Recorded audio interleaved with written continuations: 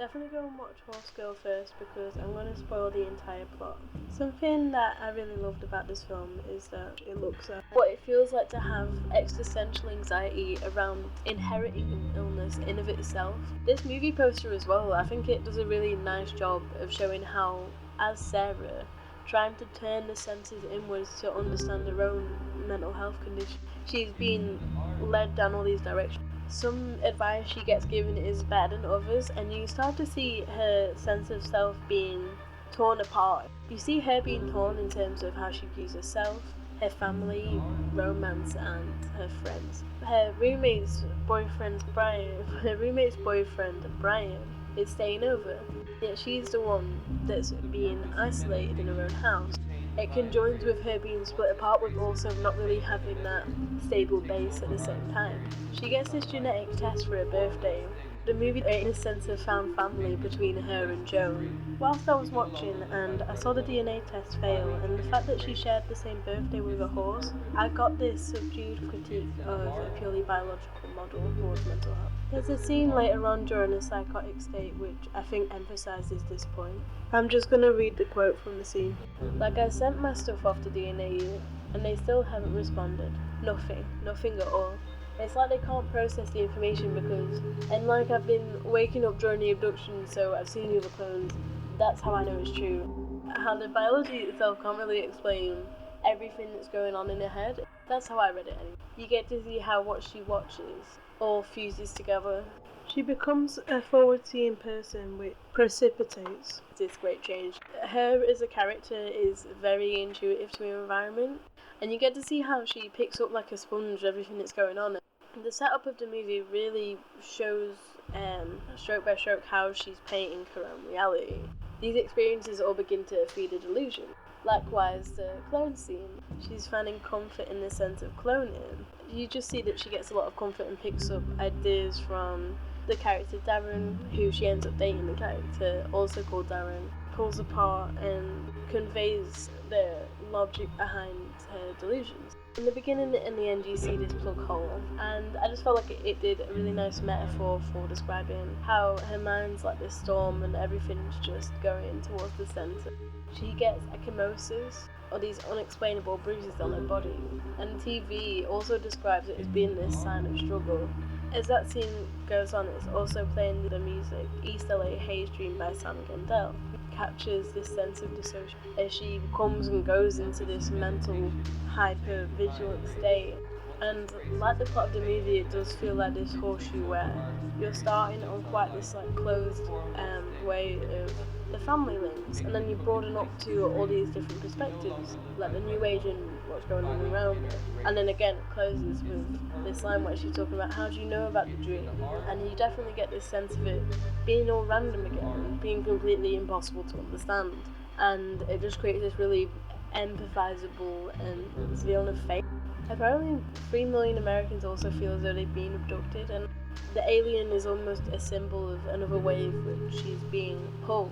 I think it was just a nice way of describing the downward drift effect, which is a medical term that causes schizophrenic disorders. It's exacerbated when they have a lack of access to resources due to economic barriers. She keeps trying to put on the lock to her wheel to stop it from being burgled.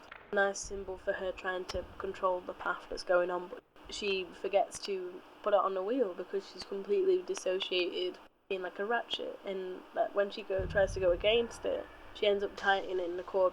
It's her dread towards inheriting a mental health condition and how that is an ember for it actually happening, and you just get this sense of an eternal return. The things are predetermined. The movie begins and ends with this scene. You really only being able to look at these tangents and try and grab what you can to help her, but and you just feel like an outsider, like she does in her own body. There's this scene where she says, now I think that maybe she wasn't crazy at all, and it just seems expressive of the stigma she has towards herself. However it may seem from the outside, she knows that really she's just in this very extreme state of terror, and you just get the sense that she's trying to fix things in this very mechanistic way. You see her stitching the connective tissue to her emotional breakages. It's really reinforcing just how soluble her own psyche is and how she's trying to fix the environment in order to help fix herself. Like, she's pulling her own fabric apart and reconstituting her own elements in order to try and feel better again. Like, she's pulling her own fabric apart and reconstituting her own elements in order to try and feel better again. Like all this shattered glass, and she's trying to pick it up in a million directions that have fallen. Phantasmagoric sequence. It's expressive, but in this way that makes her feel like a puppet of her own self and those around her. It's normal social convention. You see her being reborn as her own guardian angel and being able to rationalise the absurd situation she's been faced with. And what these scenes all felt like was as though she's been trying to keep the ball underwater for so long, it's all surfaced. She's facing these chasms in society and her own personal life between spirituality and scientific explanations through the psychogeographic, her heartbreak with the relationship and not really finding her true family, all stimulation for extreme anxiety and unwellness. She tries to find comfort through these new age approaches and Dr. Google and how these are linked to those delusions of aliens. You see, she finds comfort in being her grandma's clone and almost like her horse's clone as well. She's completely disembodied in herself, in her imagined self as well. Her identity is splintered and she's finding meaning from the meaningless and leaving it on one of the reasons it's one of my favourite movies, besides the fact that it focuses so much on dissecting delusions and discussing time, is that it really convalesces as a stoner movie at the same time, where Brian says, I'm making a concept album with 12 songs and I'm calling it a baker's dozen. It also doubles as that genre as well, as being about psychotic type experiences. In her case, you see how having some anomalous event, which is a theory by Freeman and Co. from 2011. I think the movie is really clever for having that gallows sense of humour. I think a person who wasn't paying full attention might be misled to think this is just a silly movie, and that's why I think it's also great, is how it works on both levels. So yeah, I just feel as though this movie is like this philosophical take about a really caring and porous person and separating her own spiral from stigma and subverting the genre. From her perspective, you really feel this reverential sense of empathy for her, and the other characters aren't fully able to cope, even with all the warning signs that were in place.